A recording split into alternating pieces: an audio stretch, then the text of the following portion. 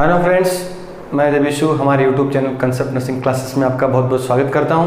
अगर आपने अब तक हमारा चैनल सब्सक्राइब नहीं किया है तो प्लीज़ सब्सक्राइब करें, बेल आइकन को प्रेस करें, आने वाले नोटिफिकेशन जो हैं ताकि आपको मिलते रहें। आज की क्लास में अपन डिस्कस करेंगे कंजेनाइटल नर्व सिस्टम के डिसऑर्डर्स के बारे में। पीडियाट्रिक के जो नर्व सिस्टम के डिसऑर्डर्स हैं उनके बारे में वन बाय वन डिस्कस करेंगे आने वाली क्लासेस में। सबसे पहले आज की क्लास में अपन डिस्कस करते हैं पहला डिसऑर्डर हाइड्रोसिफिलिस के बारे में। क्लास को शुरू से लेकर एंड तक जरूर देखें। सबसे पहले बात करते हैं अपन हाइड्रोसिफिलिस की। हाइड्रोसिफिलिस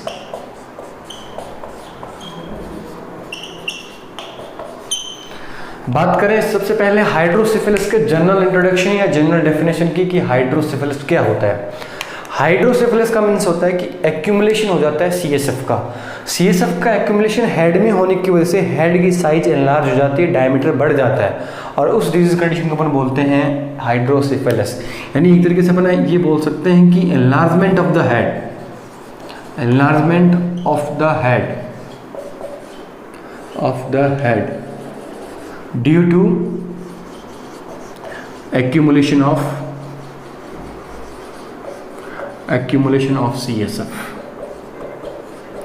CSF के एक्यूमुलेशन की वजह से होता क्या है कि हाइड्रोसिफिलिस की कंडीशन जो है वो राइज होती है और हेड का साइज जो है बड़ा हो जाता है। जनरली किसका डिसऑर्डर है? बच्चों का, यानी पीडियाट्रिक डिसऑर्डर अपन बोल सकते हैं इसको। तो पीडियाट्रिक डिसऑर्डर है, जनरली बच्चे में देखने को मिलता है। कंजेनिटल एनोमलीज भी है। होता क्यों है? हाइड्रोसिफिलिस जो है उसके दो टाइप होते हैं। एक कम्युनिकेटिंग हाइड्रोसिफिलिस होता है, कम्युनिकेटिंग, और एक होता है नॉन कम्युनिकेटिंग।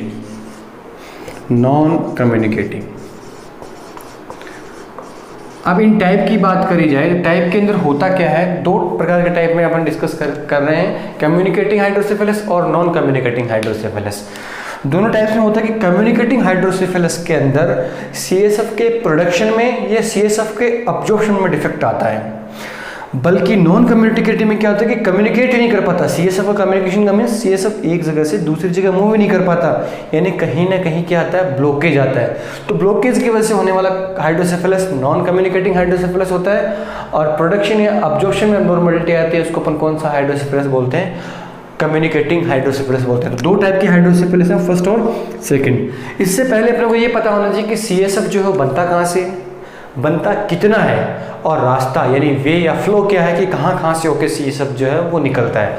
तो अब अपन डिस्कस करते हैं उस फ्लो की, हाइड्रोसिफिलिस की अमाउंट की। उसके बाद अपन डिस्कस करेंगे इसके अदर इटियोलॉजिकल फैक्टर और इसके साइन एंड सिम्टम के बारे में। अब सबसे पहले बात करिए सीएसएफ के फ्लो की। सबसे पहले बात करते हैं अपन सीएसएफ फ्लो। अब सीएसएफ के फ्लो की बात करी जाए कि सीएसएफ कहाँ से बनता है, तो सबसे पहले सीएसएफ का प्रोडक्शन जो है वो करते हैं कोरोइड प्लेक्सिस। कोरोइड प्लेक्सिस जो होते हैं उनसे सीएसएफ का प्रोडक्शन होता है। कोरोइड प्लेक्सिस से सीएसएफ बनने के बाद सबसे पहले वो आता है लेटरल वेंट्रिकल के अंदर। एक्चुअल के अंदर कोरोइड प्लेक्सिस जो होते हैं वो लेटरल वेंट्रिकल के अंदर ही होते हैं। तो लेटरल वेंट्रिकल नंबर में होते हैं कितने? दो नंबर कितने होते हैं? दो। लेफ्ट लेटरल और राइट लेटरल, दो वेंट्रिकल होते हैं ब्रेन के अंदर, लेटरल वेंट्रिकल। टोटल वेंट्रिकल है ब्रेन के अंदर कितने होते हैं? 4। अब बात करते हैं अपन लेटरल वेंट्रिकल। लेटरल वेंट्रिकल से फिर से सीएसएफ फ्लो करता है और लेटरल वेंट्रिकल से फ्लो करता हुआ आता है थर्ड वेंट्रिकल के अंदर। कौन से वेंट्रिकल के अंदर आता है? थर्ड वेंट्रिकल के अंदर। अब जब भी लेटरल वेंट्रिकल से थर्ड वेंट्रिकल में आता है तो बीच के अंदर एक फोरामेन होता है। उस फोरामेन को अपन बोलते हैं foramen of Monro. Foramen of Monro. जैसे फीटल सर्कुलेशन के अंदर फोरामेन ऑफ ओवल होता है, वैसे यहाँ फोरामेन ऑफ मुनरो होता है। अब थर्ड वेंट्रिकल में सीएसएफ आ गया, थर्ड वेंट्रिकल से सीएसएफ जाता है फोर्थ वेंट्रिकल में, उसी एक होल के थ्रू। और जो होल होता है या जो डक्ट होती है उस डक्ट को अपन बोलते हैं एक्वीडक्ट ऑफ साल्वियस। एक्वीडक्ट ऑफ साल्वियस। यानी सबसे पहले लेटरल वेंट्रिकल के अंदर कोरोइड प्लेक्सस ने बनाया, वहाँ से फोरामेन ऑफ मुनरो के थ्रू थर्ड वेंट्रिकल तक आया, वहाँ से एक्वेडक्ट ऑफ साल्वियस के थ्रू फोर्थ वेंट्रिकल तक आया। अब फोर्थ वेंट्रिकल से निकल जाता है ये सब अरेक्नोइड स्पेस में, जहाँ ये फ्लो करता है।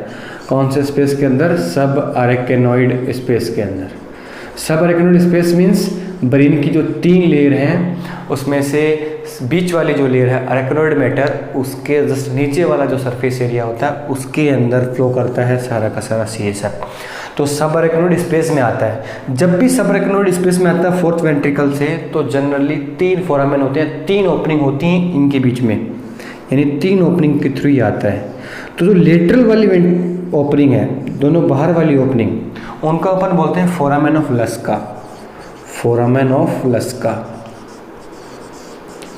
याद रखने के लिए कि कौन सी बीच वाली होती है? L for Luschka, L for lateral. और बीच वाली जो होती है उसको अपन बोलते हैं foramen of Magendie. Foramen of Magendie यानी M for Magendie, M for medial.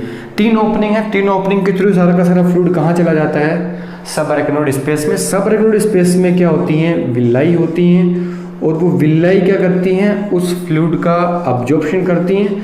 Absorption का मीन्स अपन ये बोल सकते हैं कि उसकी एंट्री हो जाती है कहाँ? ब्लड सर्कुलेशन के अंदर, यानी वो कहाँ चला जाएगा? वीनस सिस्टम में, वीनस ड्रेनेज हो जाएगा उसका। उसके बाद ब्लड के थ्रू वो सारी जितनी भी रिक्वायरमेंट होती है वो सारा का सारा फ्लूइड जो फ्लो करता रहता है। वीनस ड्रेनेज में जितना भी फ्लूइड चला गया वो सारा का सारा फ्लूइड जो है वो किडनी से, बॉडी से बाहर एक्सक्रीट आउट हो जाता है एज ए वाटर फॉर्म में। बात करी जाए जनरल CSF के कैरेक्टरिस्टिक की कि CSF जो है वो पर डे बनता कितना है, तो CSF जो है वो पर डे बनता है 720 ml per day, ml per day. ये प्रोडक्शन रेट है। अगर निकालें बाई 24 करके तो होता है approximately 30 ml per hour. 30 ml per hour जो है वो CSF का प्रोडक्शन होता है। कलर एकदम क्लियर होता है, pH इसकी एल्कलाइन होती है। इसके अलावा बात करें अपन कि CSF 720 ml तो पर डे बनता है, बट रहता कितना है? तो 150 ml CSF जो है वो 24 आवर्स बॉडी के अंदर रहता है, यानी इस स्पेस के अंदर, इस फ्लो के अंदर रहता है। इसमें से 125 ml की बात करी जाए तो 125 ml जो है वो तो अप्रोक्सीमेटली इस फ्लो के अंदर रहेगा, और बचा हुआ 25 ml जो है वो स्टोर रहता है जनरली लेटरल वेंट्रिकल और कोरोइड प्लेक्सस के अंदर। तो 25 ml स्टोरेज फॉर्म में रहेगा और 125 ml जो है वो कंटिन्यूसली क्या करता रहता है? फ्लो करता रहता है और अब्जॉर्प्शन होता रहता है, यानी ये प्रोसेस चलती रहती है। तो अपन ने बात करी थी कम्युनिकेटिंग और नॉन कम्युनिकेटिंग हाइड्रोसेफेलस की। तो इस प्रोसेस के अंदर, इस फ्लो मीटर चार्ट के अंदर अगर कहीं भी ब्लॉकेज है, फॉर एग्जांपल एक्विडक्ट और साल्वियस ब्लॉकेज होगी, ब्लॉक हो गई तो हेड के अंदर प्रेशर बढ़ेगा, CSF बढ़ेगा। ऐसे वाला हाइड्रोसेफेलस कहलाता है नॉन कम्युनिकेटिंग, क्योंकि कम्युनिकेशन नहीं हो पा रहा पूरे CSF का। बात करें अपन कम्युनिकेटिंग हाइड्रोसेफेलस की, तो मीन्स बन रहा है और अब्जॉर्ब भी हो रहा है, बट डिफॉर्मिटी यानी बन ज़्यादा रहा है और अब्जॉर्प्शन कम हो रहा है।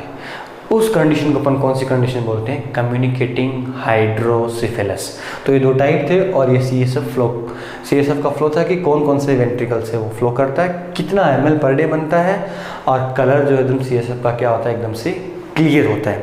अब बात करते हैं अपन हाइड्रोसेफेलस के साइन एंड सिम्टम की। तो अगर साइन सिम्टम की बात करें, साइन एंड सिम्टम कि क्या क्या साइन सिम्टम जो अपने को हाइड्रोसेफेलस में देखने को मिलते हैं। कॉम्पिटिटिव एग्जाम में जो क्वेश्चन आते हैं वो लगभग क्वेश्चन कैरी करता है साइन एंड सिम्टम वाला पोर्शन, तो ध्यान से देखें।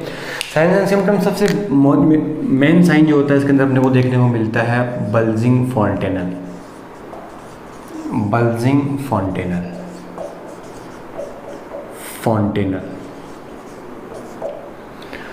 बल्जिंग फॉन्टेनल क्यों दिखाई देते हैं अपने को?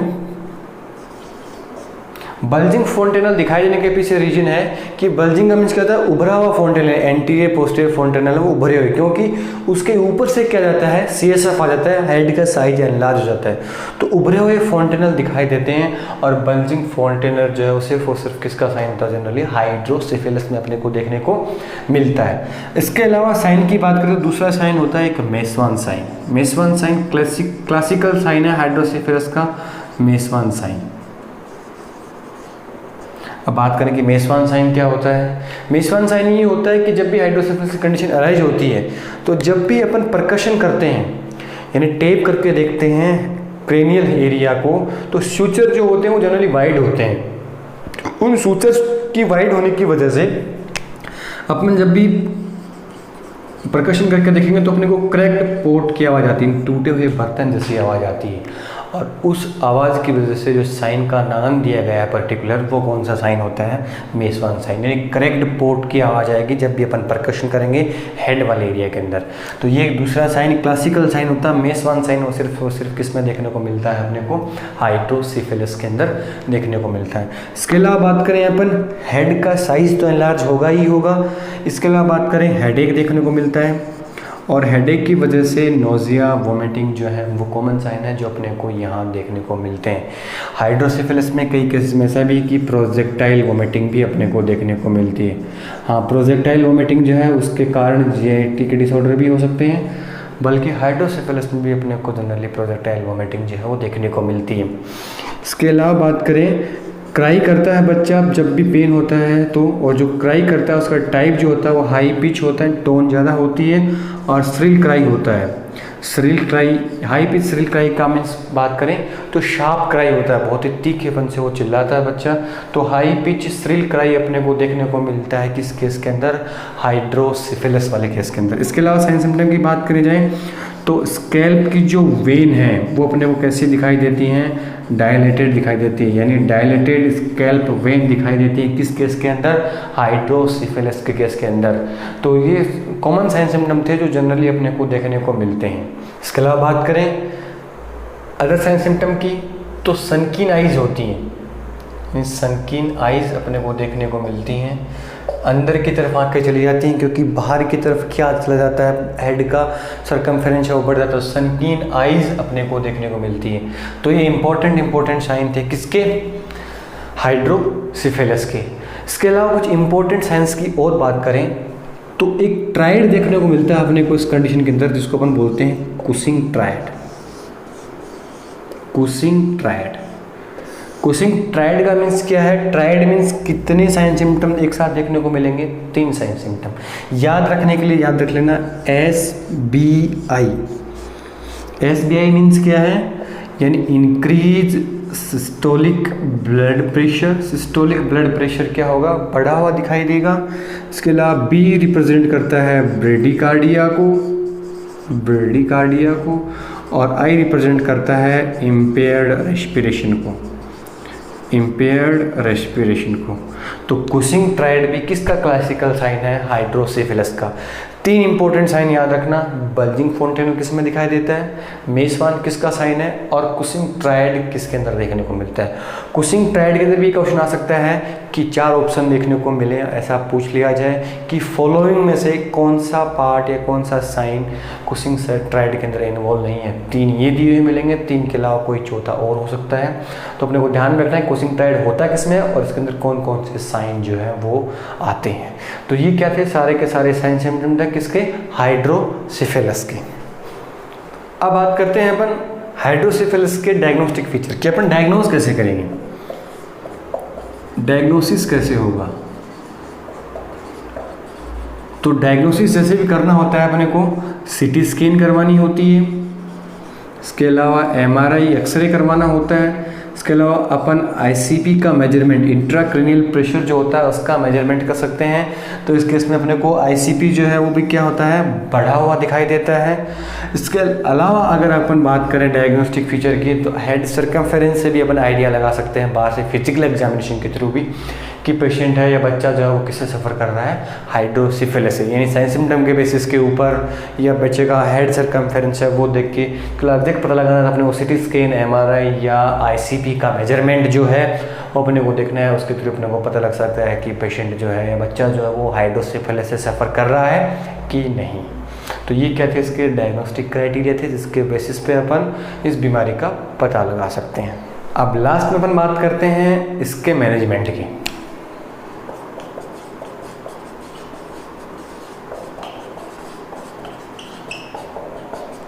मैनेजमेंट, तो मैनेजमेंट अगर बात करें, अगर मेडिसिन से ठीक होना है, बात करेंगे अपन मेडिकल मैनेजमेंट की।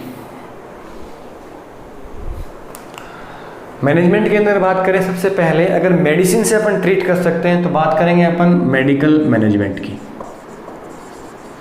मेडिकल मैनेजमेंट में अपन क्या देते हैं, सिर्फ मेडिसिन से ट्रीट करते हैं। मेडिसिन के अंदर जनरली कौन सी मेडिसिन दी जाती है, डाययूरेटिक, ताकि आईसीपी जो है वो कम हो जाए और सीएसएफ है वो बॉडी से ज़्यादा बाहर निकले यूरिन के थ्रू।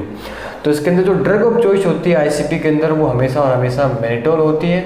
मेनिटोल के अलावा भी एसिटाजोलामाइड जो ड्रग है वो दी जाती है। बट सबसे ज़्यादा केस में कौन सी ड्रग अपन प्रीफर करते हैं, मेनिटोल प्रीफर करते हैं। मेनिटोल क्या होती है, इस केस के अंदर ड्रग ऑफ चॉइस होती है। तो मेडिकल मैनेजमेंट की बात करें तो अपन कौन सी दवाइयाँ देंगे, डायरेटिक्स देंगे। कौन सी, ऑस्मोटिक डायरेटिक्स जनरली मेनिटोल, और इसके अलावा एसिटाजोलामाइड जो पेशेंट को प्रीफर करी जाती है। अगर इसके कन्फर्मेटरी मैनेजमेंट की बात करें कि कन्फर्मेटरी अपने को मैनेजमेंट करना है तो ट्रीटमेंट कौन सा होता है, सर्जिकल मैनेजमेंट। अब सर्जिकल मैनेजमेंट के अंदर अगर बात करें तो सर्जिकल मैनेजमेंट के अंदर संट बनाया जाता है। संट के अंदर क्या करते हैं अपन, कैथेटर डाल के, वेंट्रिकुलो पेरिटोनियल संट होता है, वेंट्रिकुलो पेरिटोनियल संट जो सबसे कॉमन है, सबसे ज़्यादा यही संट बनाते हैं, वेंट्रिकुलो पेरिटोनियल संट। वेंट्रिकुलो पेरिटोनियल संट के अंदर क्या करते हैं, वेंट्रिकल से अपन कैथेटर डाल के, यानी जो वेंट्रिकल ब्रेन के पड़े हैं उनमें से कैथेटर डाल के वो कैथेटर कहाँ कनेक्ट कर जाता है, पेरिटोनियल कैविटी के अंदर। तो यहाँ से जो भी सीएसएफ बनता है सारा का सारा सीएसएफ कहाँ आने लग जाता है, पेरिटोनियल कैविटी के अंदर।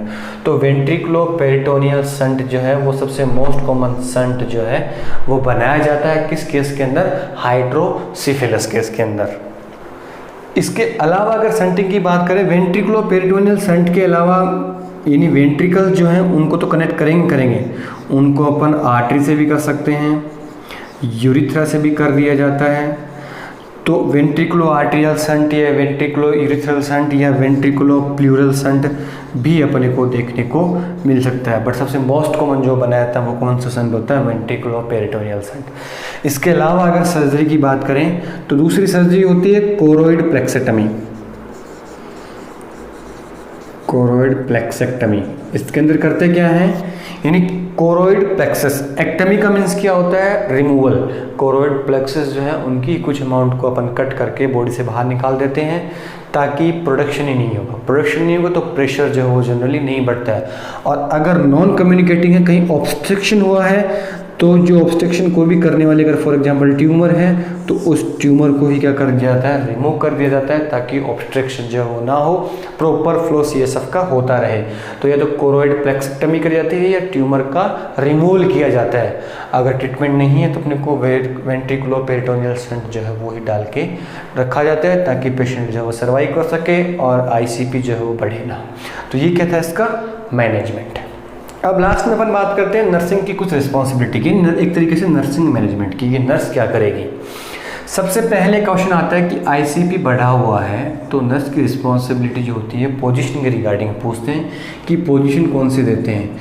तो जनरली आईसीपी बढ़ने पर अपन हेड को एलिवेट करके रखते हैं और हेड को एलिवेट कितना करना, जनरली 15 to 30 डिग्री, यानी जनरली सेमी फाउलर्स पोजीशन जो है पेशेंट को प्रिस्क्राइब करनी है। यानी पेशेंट का हेड जो है वो क्या होना चाहिए, एलिवेट होना चाहिए जब भी आईसीपी बढ़ा हुआ है। तो इस वाले केस के अंदर भी क्या है, आईसीपी इंक्रीज है तो अपन सेमी फाउलर पोजीशन या हेड को एलिवेट करेंगे 15 to 30 डिग्री। इसके अलावा नर्स की रिस्पॉन्सिबिलिटी की कंटिन्यूसली जो शंट डला है सर्जिकल मैनेजमेंट के अंदर जो किया है उस शंट का कहीं फेलियर तो नहीं हो गया। फेलियर होने से पता कैसे लगेगा, फेलियर होने से साइन सिम्टम अराइज होंगे। जैसे जैसे फेलियर होगा तो हेड का साइज बढ़ेगा, तो ऐसे साइन सिम्टम जो है वो कंटिन्यूसली नर्स को असेस करते रहने कि शंट जो है प्रॉपर काम तो कर रहा है कि नहीं कर रहा। इसके अलावा बात करें अपन की पोस्ट ऑपरेटिव नर्स की रिस्पॉन्सिबिलिटी होती है कि ऑपरेशन हो गया उसके बाद कौन सी पोजीशन देनी है, पोस्ट ऑपरेशन। तो पोस्ट ऑपरेशन पेशेंट को अनऑपरेटेड साइड में, बहुत इंपॉर्टेंट क्वेश्चन है, अनऑपरेटेड साइड के अंदर पेशेंट को लेटाना है। यानी अगर ऑपरेशन इस साइड हुआ तो पेशेंट को इस साइड से लेटा के रखना है और पोजीशन भी जनरली कौन सी देनी है पेशेंट को, सुपाइन पोजीशन जो है वो देनी होती है। सुपाइन पोजीशन इसलिए क्योंकि अगर हेड को एलिवेट करेंगे तो शंट बना, शंट के थ्रू सीएसएफ फास्ट आएगा तो सीएसएफ यहाँ नहीं बचेगा और सीएसएफ यहाँ बचना भी जरूरी है। स्मूथनेस के लिए भी, न्यूट्रिशन वगैरह के लिए भी, या फ्रिक्शन से बचने के लिए भी। तो सुपाइन पोजीशन जनरली देख के रखते हैं ताकि एकदम से जो है वो आईसीपी जो है डिक्रीज ना हो। एकदम से आईसीपी अगर डिक्रीज हो रहा है तो वो भी हार्मफुल कंडीशन हो सकती है किसी भी बच्चे के लिए। तो पोस्ट ऑपरेटेड बात करें तो अपने को सुपाइन पोजीशन और अनऑपरेटेड साइड में देनी है। ऑपरेशन से पहले कंटिन्यूसली जो है वो पोजीशन अपने को चेंज करते रहनी है ताकि प्रेशर शोर या बेड शोर से बचा जा सके। तो कंटिन्यूसली पोजीशन जो है वो क्या करते रहनी है, अपने को चेंजिंग करते रहनी है 2 आवर्ली। तो ये एक नर्स की रिस्पॉन्सिबिलिटी है। जनरली आईसीपी बढ़ता है तो सेमी फाउलर पोजीशन देनी है। ऑपरेशन के बाद अनऑपरेटेड साइड में सुपाइन पोजीशन जो वो देनी है। अगर पेशेंट जनरली हाइड्रोसेफेलस से सफ़र ही कर रहा है तो कंटिन्यूसली पेशेंट की पोजीशन जो वो चेंज करते रहनी है 2 आवर्ली, ताकि पेशेंट को प्रेशर शोर जैसी तकलीफ से सामना करना ना पड़े। तो ये था आज का टॉपिक अपना हाइड्रोसेफेलस। इसके बाद अपन नेक्स्ट क्लास में डिस्कस करेंगे अदर रिमेनिंग जो डिसऑर्डर्स हैं कंजेनाइटल नर्वस सिस्टम के वो। आई होप कि आपको आज की क्लास अच्छी लगी। अगर अच्छी लगी है तो आप कमेंट बॉक्स में ज़रूर बताएं, वीडियो को लाइक करें, ज़्यादा से ज़्यादा शेयर करें और हमारे YouTube channel concept nursing classes से जुड़ने के लिए बहुत बहुत धन्यवाद। Thank you.